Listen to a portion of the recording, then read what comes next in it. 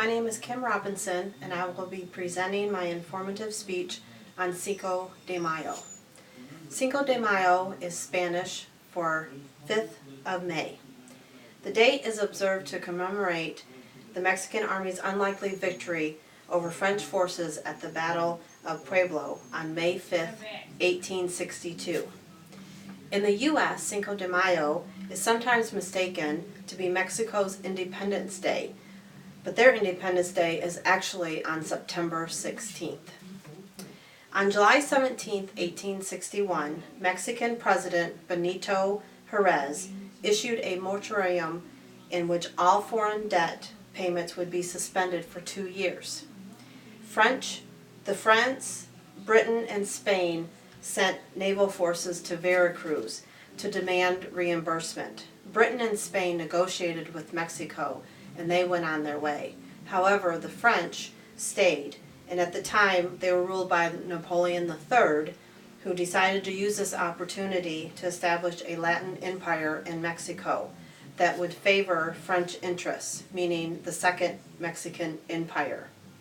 The French attacked, as shown on slide number 4 in my PowerPoint, going from Veracruz to Mexico City to Puebla.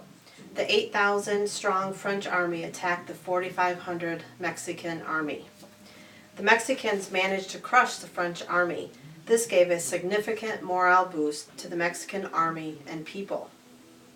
General Zaragoza, pictured on slide number 5, showed the success at Puebla was a great symbolic victory for the Mexican government. The victory established a much-needed sense of national unity and patriotism. California was the first U.S. state to celebrate Cinco de Mayo since 1863. The holiday crossed over to the U.S. in the 1950s and 1960s, but did not gain popularity until the 1980s, where marketeers capitalized on the celebration nature of the day. It grew in popularity and evolved into a celebration of Mexican culture and heritage. Pictured on slide number 7 shows people celebrating Cinco de Mayo.